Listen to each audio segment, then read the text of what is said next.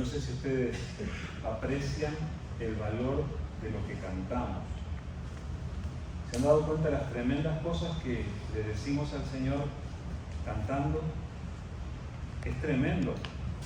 Le estamos honrando de una manera muy especial con estas canciones, pero le estamos diciendo cosas que son tremendamente comprometidas. Dios, te adoraré, estoy buscando. Y como hemos enfatizado algunas veces, lo cierto es que Dios nos toma la palabra y que Dios sí está obrando en nuestras vidas. Hay veces que lo sentimos, hay veces que no, pero Dios está obrando en nosotros. Dios está obrando en la vida de cada uno. Ustedes saben que este es nuestro tiempo de recargar las baterías, ¿verdad? Dice la palabra que la fe viene por el oír y el oír por la palabra de Dios. Entonces, cuando nosotros escuchamos la palabra de Dios, cuando nosotros consideramos seriamente la palabra de Dios, estamos alimentando nuestra fe. Y eso es justamente lo que necesitamos para enfrentar cada cosa a lo largo de nuestra vida. O sea, aquí estamos en un ambiente seguro, en armonía, es precioso lo que estamos experimentando, pero luego vamos allá afuera y tenemos que enfrentar las cuentas a pagar, las relaciones difíciles, las personas que no siempre nos tratan como quisiéramos, los desafíos de la vida, las enfermedades, los problemas, y tenemos que tener fe para hacerlo. Así que hacemos bien en buscar al Señor. Ahora, como dice el pasaje que leyó Nancy, hay veces que la palabra es sembrada, pero no siempre llega a producir el fruto. No porque la palabra no tenga el poder, sino porque nosotros como terreno no estamos bien preparados para dar el fruto. Entonces, ¿será que nos preparamos? ¿Será que estamos preparados? Bueno, a todo esto, hermanos, ¿qué día es hoy? 10. No es mi cumpleaños entonces. No. ¿Algo más en cuanto al día? Es domingo.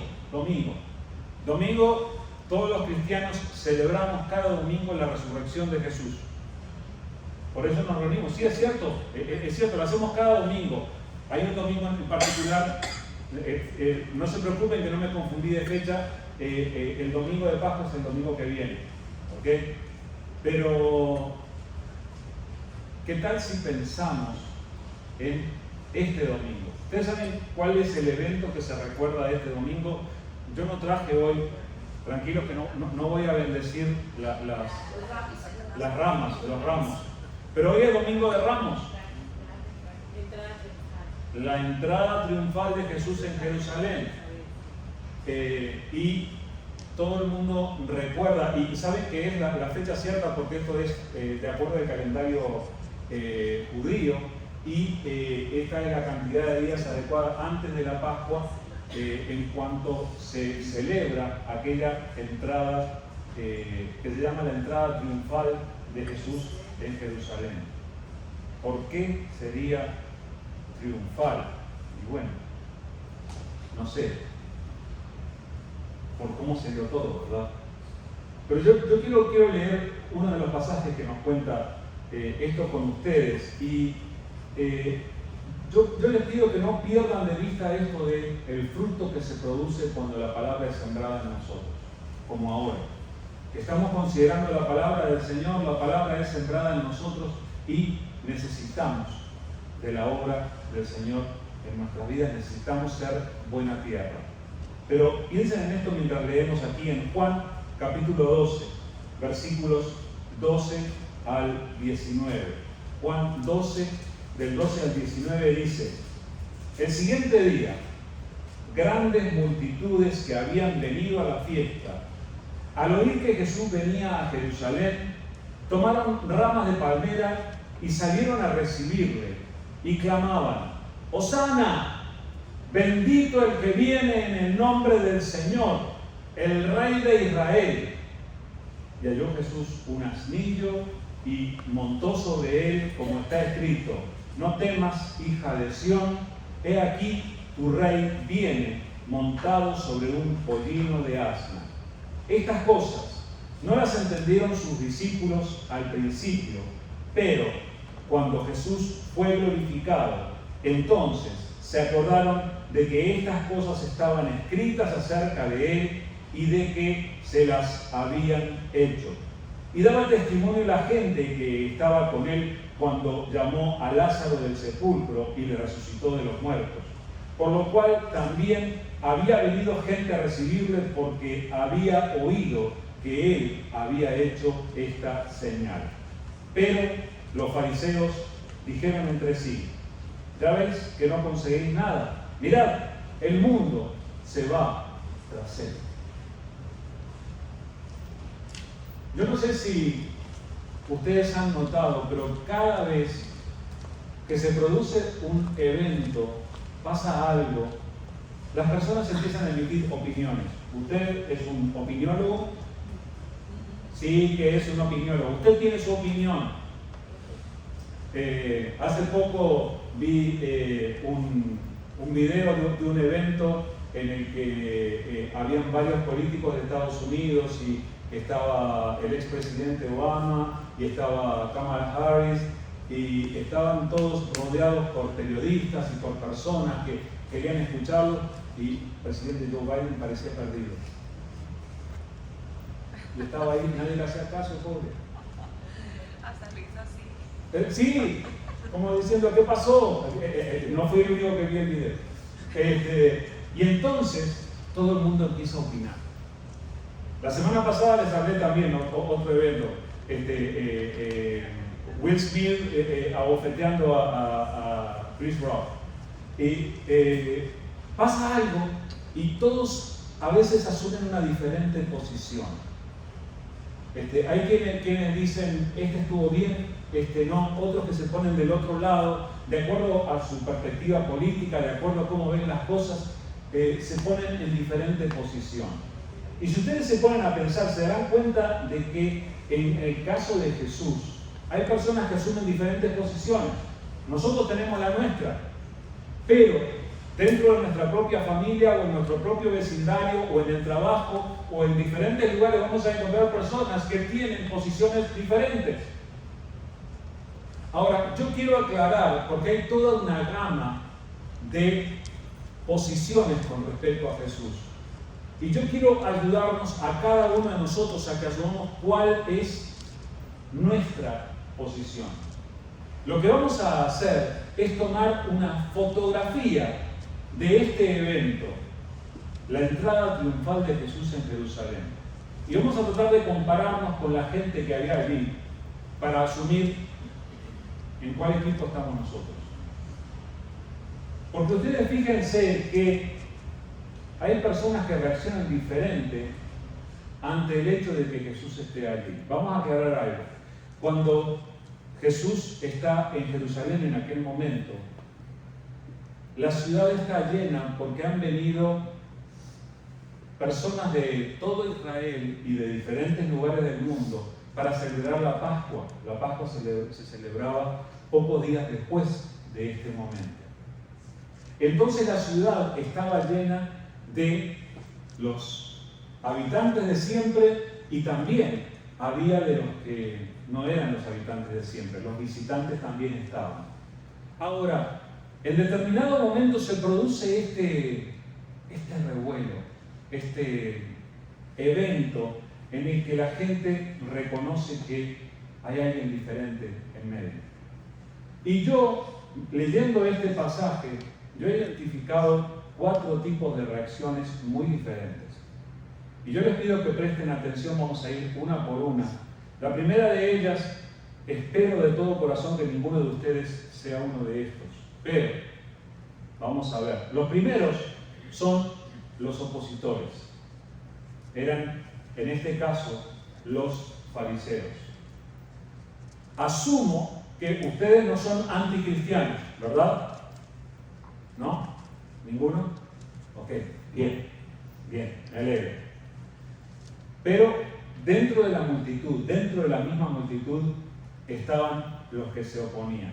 En este caso, los encontramos en el último versículo, en Juan 12:19, dice: pero los fariseos dijeron entre sí, ya ves que no conseguís nada.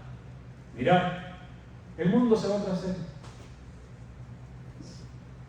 Jesús estaba en ese momento recibiendo uno de los picos de popularidad de su ministerio.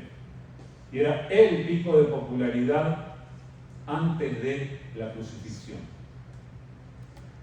Y había algunos que parecían estar contentos con el hecho de que él fuera popular, pero había algunos que no se alegraban para nada.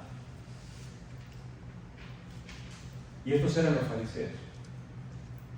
Escuchen, yo soy uno de los que a lo largo de mi vida me he cuestionado tantas veces qué lindo que hubiera podido ser vivir un día del ministerio de Jesús, sentarme a sus pies y escucharlo, ver uno de sus milagros en presencia, poder estar allí para mirarlo. Yo me subiría como Zaqueo al árbol con tal de verlo al maestro.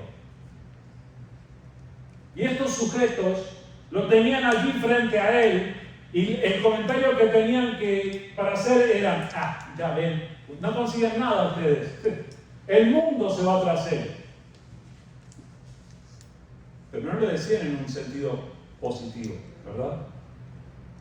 Estos son los mismos que poquitos versículos después hacen un complot para condenar a Jesús, para deshacerse de él. Son los mismos que deciden eso.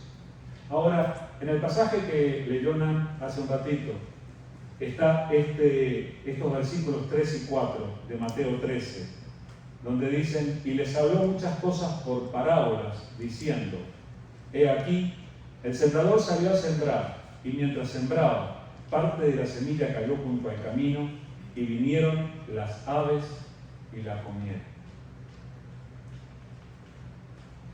Semilla junto al camino. Vinieron las aves y la comieron.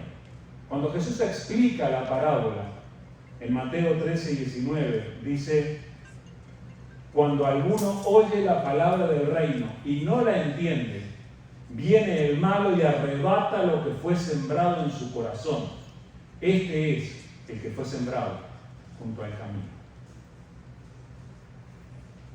Estos fariseos eran semillas sembradas junto al camino. Eran personas que habían escuchado la misma palabra, la misma enseñanza que habían escuchado otros. Ellos tuvieron la oportunidad de escuchar a Jesús cara a cara, escuchar las parábolas. De hecho, algunas de las parábolas se referían a ellos. Pero resulta que no lograron entender, tenían la mente demasiado llena de religión y no entendieron. Entonces, ¿qué fue lo que pasó? Vino el malo y arrebató la palabra, y la palabra en ellos quedó absolutamente sin fruto. Hermanos, cada uno de ustedes conoce a alguien, y tal vez en este momento le venga a la mente alguna persona en cuyo corazón fue sembrada la palabra, la semilla de la palabra llegó porque escucharon la palabra. Pero ¿saben qué? Vino el mal, arrebató la palabra, y tal vez hasta el día de hoy lo único que tengan para el cristianismo, para los cristianos y para la Biblia sean críticas. Cada uno de nosotros conoce a personas así. Entonces, asumo que ninguno de ustedes es uno de estos, y me alegro. Pero presten atención a lo que sigue.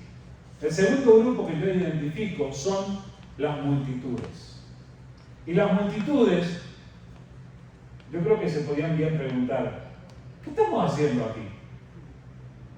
Porque en el relato son el grupo de los que celebran ansiosamente. Dice Juan 12, 12 y 13. El siguiente día, grandes multitudes que habían venido a la fiesta al oír que Jesús venía a Jerusalén, tomaron ramas de palmera y salieron a recibirle y clamaban: ¡Hosana! Bendito el que viene en el nombre del Señor, el Rey de Israel.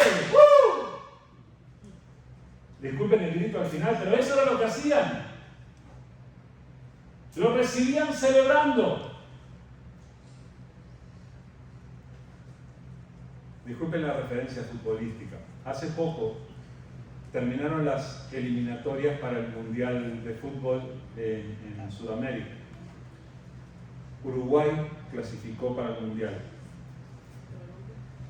El día del partido de Uruguay, cuando clasificó para el Mundial, el partido fue en Uruguay, en la capital, en Montevideo, y fue en el tradicional Estadio Centenario donde se celebró el primer Mundial de Fútbol de la historia. 65.000 personas llenaron el estadio. Bien, Uruguay es un país de 3 millones de personas. Digamos que un amigo, un familiar, un pariente de cada uno de los uruguayos estaba ahí. 65.000 personas. ¿Se imaginan Nancy y yo emocionados mirando el partido desde aquí, verdad? Al terminar el partido, el estadio es bien grande. Ustedes se imaginan aquello, grandes luces, reflectores sobre la cancha y todo eso. Terminó el partido y mientras los jugadores estaban emocionados, celebrando con sus familias, con todos en la cancha, los organizadores hicieron apagar todas las luces del estadio y la gente empezó a encender sus celulares y se veía, mostraban en la televisión cómo todo el círculo, aquellas 65.000 personas con celulares levantados así, era un espectáculo impactante. Pero ¿saben qué? 65.000 personas son una multitud, ¿verdad? Qué coincidencia, todos hicieron lo mismo. Y no es que les hubieran dicho, pero cuando algunos vieron que algunos levantaban el celular y ponían la luz allí, vamos, sí, nosotros también. Y todos hicieron lo mismo. Presten atención a esto. Cuando uno es parte de una multitud, uno es inmensamente manipulable. ¿Entienden lo que es ser manipulable? Pueden moverte a hacer algo que ni siquiera pensaste por qué lo estás haciendo. Y es por eso que yo puse en las multitudes que se preguntan: ¿y nosotros qué estamos haciendo aquí? Los judíos no tenían ninguna clase de rito que implicara llevar ramas de palmera y ponerlas delante de alguien.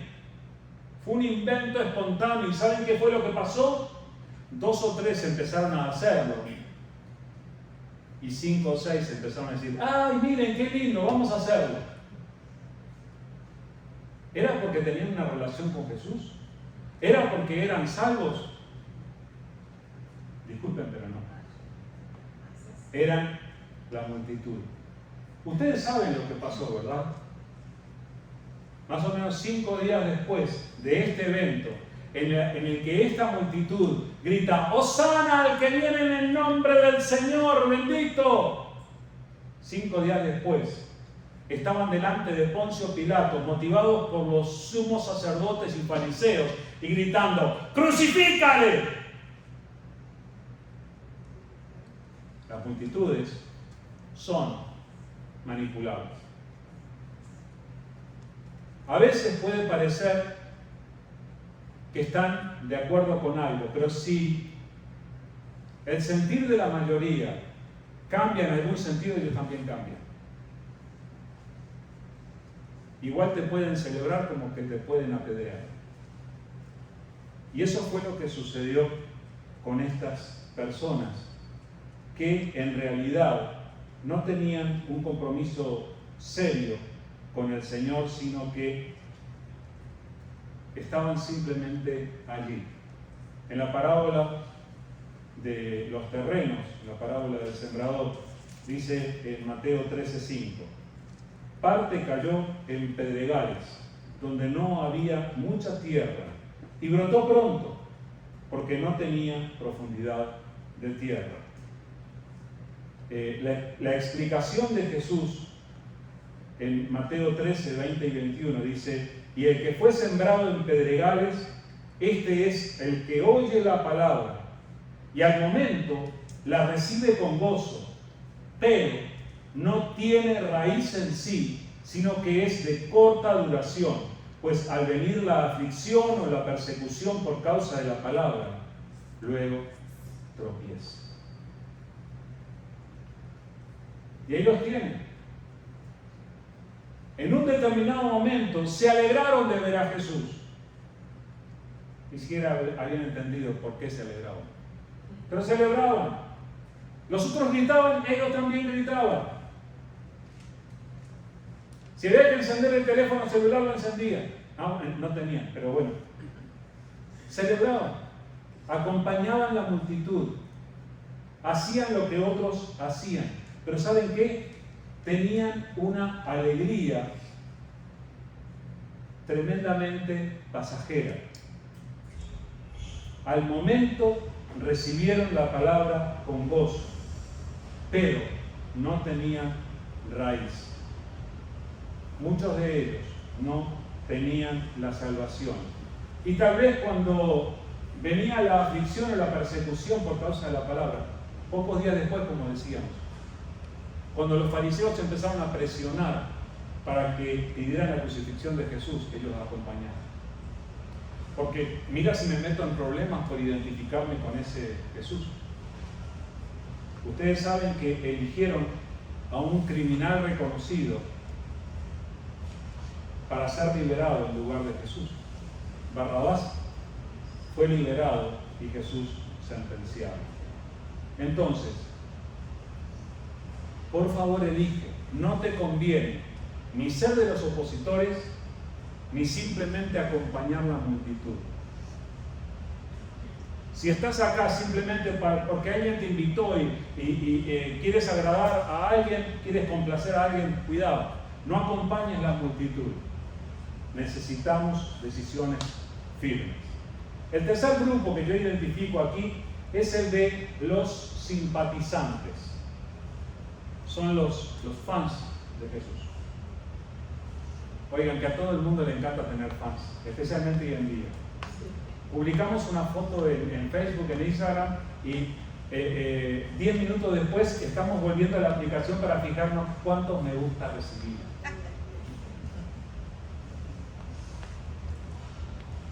Le leí el pensamiento, ¿verdad? Sí, ¿verdad que sí? Y nos alegramos. Queremos tener simpatizantes, queremos tener fans. Ahora, cuidado con los fans. ¿Sabes? Uno de los peligros que corremos los cristianos es llegar a ser simpatizantes de Jesús, pero quedarnos allí. Hay muchas personas a las que hoy en día se les puede preguntar: ¿tú crees en Jesús? Y te van a decir: ah, sí, el Hijo de María, sí, el Hijo de Dios. Hasta lo dicen así.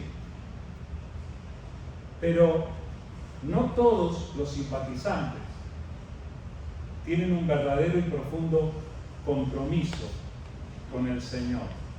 Mateo 13:7, en la parábola del sembrador: y parte cayó entre espinos, y los espinos crecieron y la ahogaron. Parte cayó entre espinos, y los espinos crecieron y la ahogaron. La planta había empezado a crecer, pero la mala hierba y los espinos impidieron su crecimiento y la planta no prosperó. En la explicación que da Jesús, Mateo 13:22, dice: el que fue sembrado entre espinos, este es el que oye la palabra, pero el afán de este siglo y el engaño de las riquezas ahogan la palabra y se hace infructuosa. ¿Saben lo que quiere decir infructuosa? Que no produce fruto. Yo miro con deleite las fotos que el hermano Berardo pone de su jardín en casa. ¡Qué belleza! Y el hombre cultiva no solo flores, sino que también productos de comestibles, ¿verdad? Vegetales. Y qué lindo, pero qué lindo ver una planta que se desarrolla hasta el momento de dar fruto, ¿verdad? Bueno, aquí en este pasaje nosotros tenemos a los simpatizantes de Jesús. ¿Saben qué? Algunos de ellos habían estado frente a la tumba de Lázaro cuando Jesús lloró. ¿Se acuerdan el milagro? Disculpen. ¿Se acuerdan el milagro cuando Jesús llega a Betania y su amigo Lázaro murió? Algunos de los que estaban allí, dice que le daban testimonio a otros, les contaban, ¿saben lo que hizo? Jesús había estado frente a la tumba de Lázaro y al ver a todos llorando, él había llorado también por su amigo que había muerto. Pero un momento después, le dijo a la gente, quiten la piedra que está bloqueando la entrada de la tumba. No, Señor, hace 4 días ya debe tener mal olor. Quiten la piedra, dije. Quitaron la piedra. Una vez que hubieran quitado la piedra, Jesús dijo estas palabras: Lázaro, ven fuera. Usted por lo general no le habla a los muertos, a los cuerpos muertos, y les ordena moverse, ¿verdad? Mi Señor y Salvador tiene el poder para hacerlo cuando quiere. Y tiene la autoridad para que el muerto le responda y salga. Salió un poco así, Lázaro, porque estaba atadito con las formas fúnebres. Pero el hecho es que Jesús hizo eso. Ustedes se imaginan la gente que estaba allí, mucha gente. Esto era el tiempo de la fiesta de la Pascua, había sido unos días antes, y Betania quedaba bien cerquita de Jerusalén. Entonces mucha gente estaba allí y estaban acompañando el duelo de las hermanas de Lázaro. Y ustedes se imaginan cuando esto no pasa en los servicios fúnebres, ¿verdad? Yo he estado en muchos servicios fúnebres y hasta ahora no le he ordenado al muerto que se levante. Y Jesús tuvo la audacia de hacerlo. Y el muerto le respondió y salió vivo. Entonces, estos simpatizantes de Jesús tenían todas las razones para creer en Jesús y para decir que Jesús era bueno. Dicen los otros evangelios que ellos andaban por allí diciendo: este es Jesús, el profeta. Pobrecitos, no sabían nada. Jesús era mucho más que un profeta. Pero hay veces que nosotros, y aquí es donde entramos en riesgo, no somos opositores de Jesús.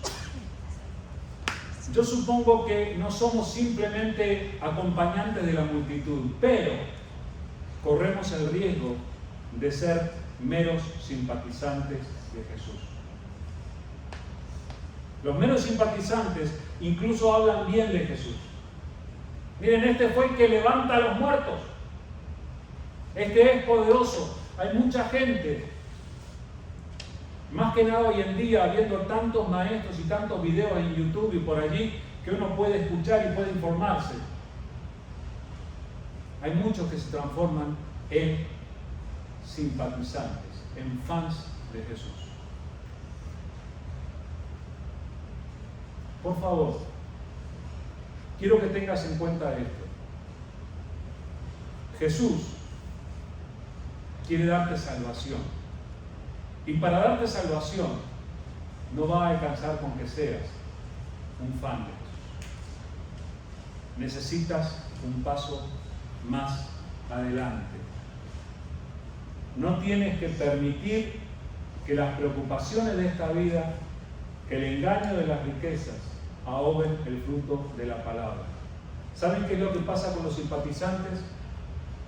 Un rato están acompañando, sí, dan testimonio: Jesús es una buena persona, es un buen maestro, pero luego tienen sus propios intereses, tienen sus preocupaciones, tienen sus excusas, sus pretextos para no comprometerse más. no, sabes que no puedo hacer esto porque mi familia, porque mi trabajo, porque mi economía, porque me duele aquí. Los simpatizantes saben quién es Jesús, pero no se comprometen. No te conformes con saber quién es Jesús.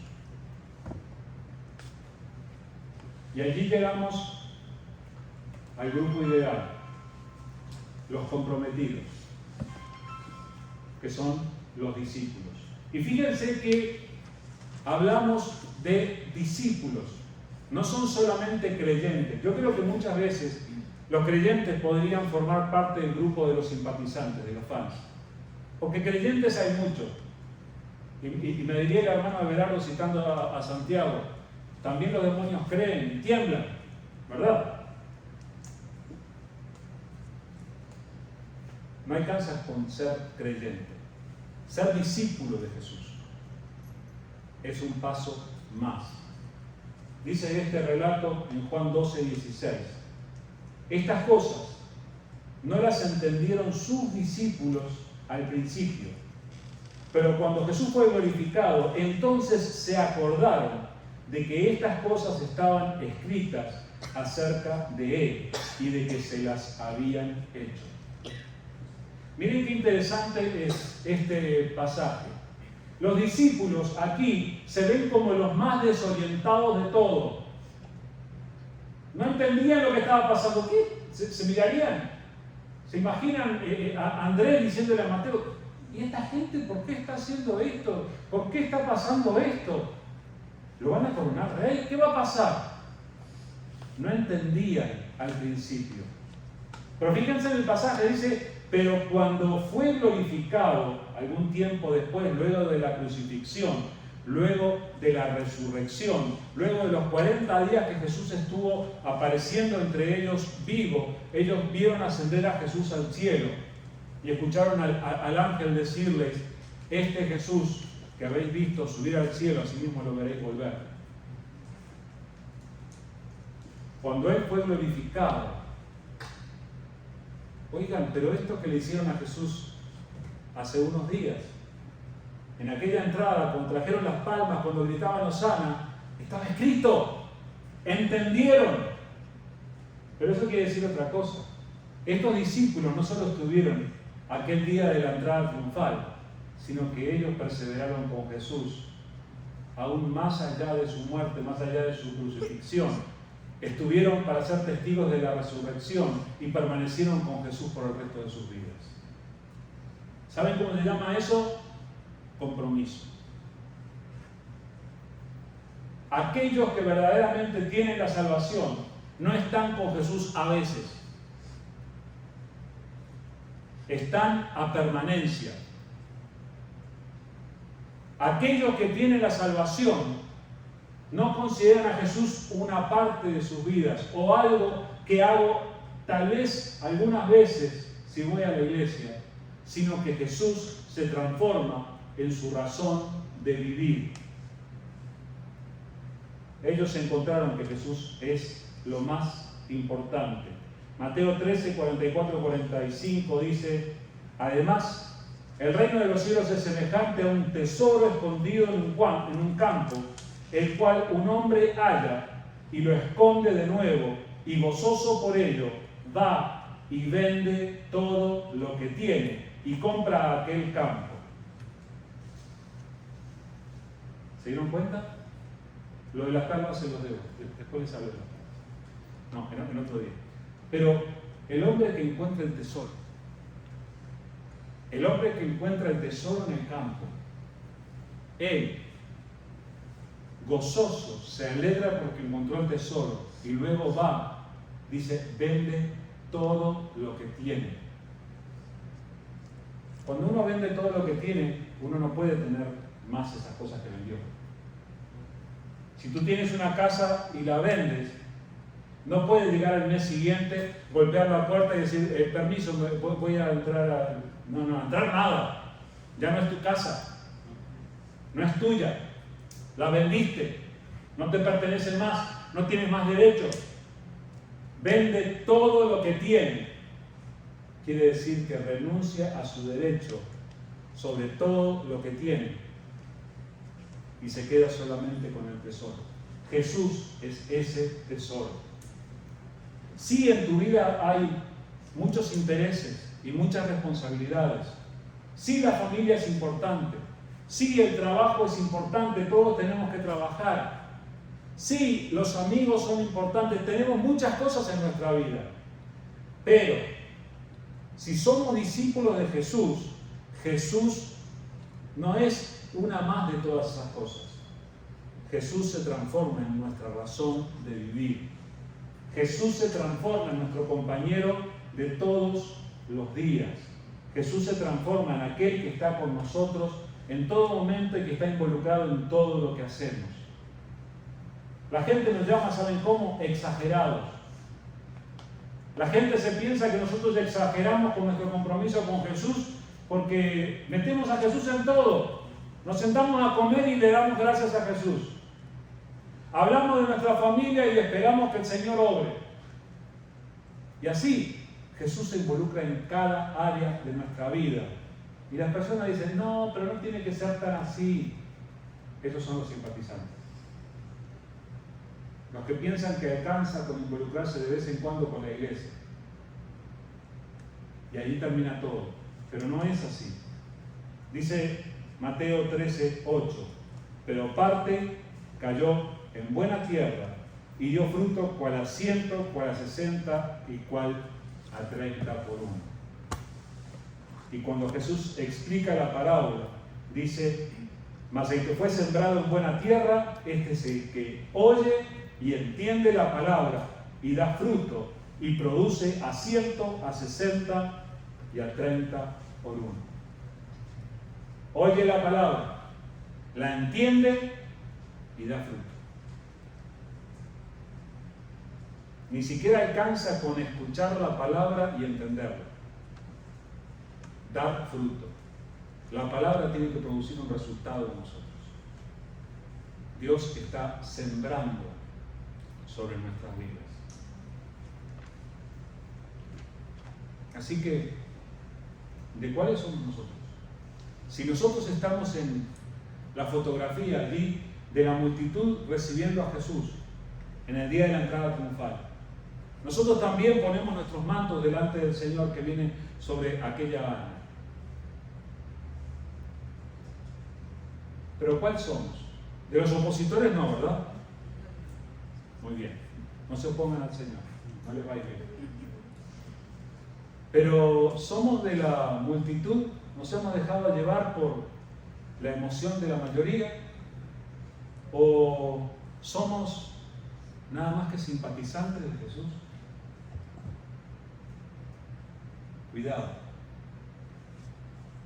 Jesús, cuando le dio la orden a la iglesia, enseñándole cuál era la misión que iba a tener, le dijo, vayan y hagan, no dijo hagan simpatizantes, dijo hagan discípulos a todas las naciones. Entonces, si vamos a tener salvación en Él, tenemos que ser de los comprometidos, de los que encontraron verdaderamente el tesoro. ¿Encontraste el tesoro? Porque si encontraste el tesoro, vas a estar dispuesto a dejar cualquier cosa que haya en tu vida con tal de servirlo a Él, con tal de tenerlo a Él, con tal de dar fruto para Él. Entonces, antes de irte hoy, mientras oramos, por favor, pídele al Señor ser de esos. No te conformes con asistir a la iglesia, sino transfórmate en un discípulo de Jesús que da fruto para honra y gloria de Él. Vamos a orar. Gracias te damos, querido Señor. Te damos muchas gracias por obrar en nuestras vidas, Señor. Gracias por tenernos por dignos, Señor, de, aunque sea sembrar la semilla sobre nosotros. Aquí estamos, somos terrenos. Y Señor, no queremos ser ni los que están junto al camino, ni queremos ser de los que están entre pedregales, no queremos ser de los que están entre espinos. Señor, por favor, escucha el corazón, el pensamiento, la oración de cada uno de los que estamos aquí. Queremos ser, Señor, de los que dan fruto abundante para ti. Señor, obviamente no queremos ser de los opositores, Señor, pero tampoco queremos ser nada más parte de la multitud. Tampoco queremos ser, Señor, simples simpatizantes, fans tuyos. Queremos dejarlo todo para seguirte, Señor. Señor, por favor, yo te ruego que hables al corazón de cada uno de nosotros para mostrarnos qué significa eso para la vida de cada uno de nosotros. Si hay cosas que tenemos que dejar por ti, Señor, que ni lo dudemos, Padre. Que nos lancemos por la fe a seguirte. Señor, ayúdanos. Vuelve a hablar en nuestro corazón. Tú has hablado tantas veces, Señor, pero queremos honrarte y dar fruto para ti, para tu honra y para tu gloria. Señor, ayúdanos a atesorar esta semilla que has plantado en nuestro corazón. No queremos que sea arrebatada, no queremos que sea de corta duración, no queremos que sea ahogada. Queremos que esta semilla dé fruto abundante para ti. Gracias te doy por la vida de cada uno de mis hermanos aquí, Señor.